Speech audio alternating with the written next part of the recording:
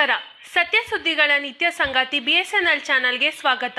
ನಾನು ಪೂಜಾ. ಈಗ ನೋಡೋಣ ಈ ಕ್ಷಣದ ಸುದ್ದಿಗಳನ್ನು.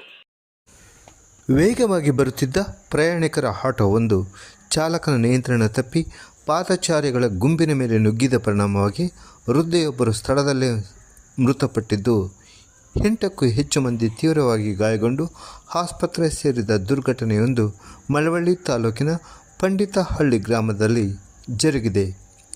ನಾಗೇಗೌಡನದಡಿ ಗ್ರಾಮದ ವಾಸಿ 65 ವರ್ಷದ ಗಿರಿಜಮ್ಮ ಎಂಬುವರ ಮೃತಪಟ್ಟ ದುರ್ದೈವಿಯಾಗಿದ್ದು, ಚೆನ್ನೇಗೌಡನದೊಡ್ಡಿ ಗ್ರಾಮದ ನಾಗಯ್ಯ ಎಂಬುವರು ತೀವ್ರವಾಗಿ ಗಾಯಗೊಂಡಿದ್ದು, ಗಂಭೀರ ಸ್ಥಿತಿಯಲ್ಲಿರುವ ಇವರನ್ನು ಬೆಂಗಳೂರಿನ ಆಸ್ಪತ್ರೆಗೆ ಸಾಗಿಸಲಾಗಿದೆ. ಭಾನುವಾರ ಸಾಯಂಕಾಲ 4:30 ಸಮಯದಲ್ಲಿ ಮೃತ ಗಿರಿಜಮ್ಮ ಸೇರಿದಂತೆ 10ಕ್ಕೂ ಹೆಚ್ಚು ಮಂದಿ ತಮ್ಮ ತಮ್ಮ ಊರುಗಳಿಗೆ ತೆರಳಲು ಪಂಡಿತಹಳ್ಳಿ ಬಸ್ ನಿಲ್ದಾಣದ ಬಳಿ ಬಸ್ಸಿಗಾಗಿ ಕಾಯ್ತಾ ನಿಂತಿದ್ದಾಗ ಕನಕಪುರದಿಂದ ದರ್ಗಾಕ್ಕೆ ಪ್ರಯಾಣಿಕರನ್ನು ಕರೆದೊಯ್ಯುತ್ತಿದ್ದ ಪ್ರಯಾಣಿಕರ ಆಟೋ ಚಾಲಕನ ಅತಿವೇಗ ಹಾಗೂ ನಿರ್ಲಕ್ಷ್ಯತೆಯಿಂದ ನಿಯಂತ್ರಣ ತಪ್ಪಿ ಎಡಬದಿಯಿಂದ ಬಲಬದಿಯಲ್ಲಿ ನಿಂತಿದ್ದ ಪ್ರಯಾಣಿಕರಿಗೆ ಡಿಕ್ಕಿ ಹೊಡೆದು ನಂತರ ಪಲ್ಟಿ ಹೊಡೆಯಿತು ಎನ್ನಲಾಗಿದೆ. ಈ ಅಪಘಾತಕ್ಕೆ ಬಾಚನಹಳ್ಳಿ ಗ್ರಾಮದ ಹನು, ಗೌರಮ್ಮ ಸೇರಿದಂತೆ 6 ಮಂದಿ ಪಾದಚಾರಿಗಳು ಗಾಯಗೊಂಡಿರುವುದರ ಜೊತೆಗೆ ಆಟೋದಲ್ಲಿದ್ದ ಕನಕಪುರದ ಸಮೀರ್ ಹಾಗೂ ಹರ್ಷಿಯಾ ದಂಪತಿಗಳು ಸಹ ಗಾಯಗೊಂಡಿದ್ದಾರೆ.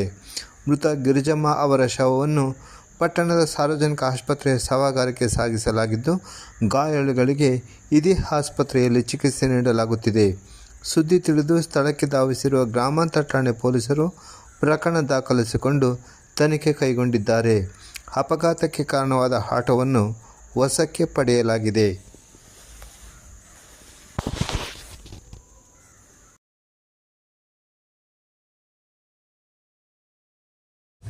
ಕಳೆದ 3 ದಿನಗಳ ಹಿಂದೆಯಷ್ಟೇ ಕಾಣಿಸಿಕೊಂಡ ಜ್ವರಕ್ಕೆ ಭರತನಾಟ್ಯ ಕಲಾವಿದೆಯೊಬ್ಬರು ಸಾವನ್ನಪ್ಪಿರುವ ಘಟನೆ ಮಳವಳ್ಳಿ ಪಟ್ಟಣದಲ್ಲಿ ಜರುಗಿದೆ.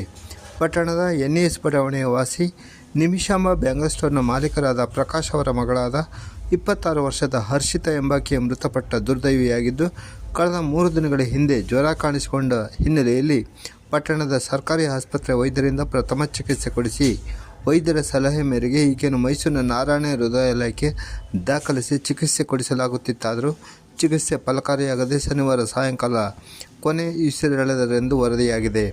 ಭರತನಾಟ್ಯ ಕಲಾವಿದರಾಗಿದ್ದ ಹರ್ಷಿತಾ ಹಲವಾರು ರಾಜ್ಯಗಳಷ್ಟೇ ಅಲ್ಲದೆ ದೇಶ ವಿದೇಶಗಳಲ್ಲೂ ಕಲಾ ಪ್ರದರ್ಶನ ನೀಡಿದ್ದಲ್ಲದೆ ಹಲವಾರು ಪ್ರಶಸ್ತಿಗಳಿಗೆ ಭಾಜನರಾಗಿದ್ದರು. ಇವರಿಗೆ ಡೆಂಗ್ಯೂ ಜ್ವರ ಅಥವಾ ಯಾವ ಜ್ವರದಿಂದ ನಿಧನ ಹೊಂದಿದರು ಎಂಬುದು ವೈದ್ಯಕೀಯ ವರದಿ ಬಂದ ನಂತರ ಸ್ಪಷ್ಟವಾಗಲಿದೆ ಎಂದು ತಾಲೂಕು ವೈದ್ಯಾಧಿಕಾರಿ ಡಾಕ್ಟರ್ ವೀರಭದ್ರಪ್ಪ ತಿಳಿಸಿದ್ದಾರೆ. ಮೃತ ಹರ್ಷಿತಾ ಅವರ ಅಂತ್ಯಕ್ರಿಯೆ ಭಾನುವಾರ ಪಟ್ಟಣದ ಸಾರ್ವಜನಿಕ ಸ್ಮಶಾನದಲ್ಲಿ ಜರುಗಿತು.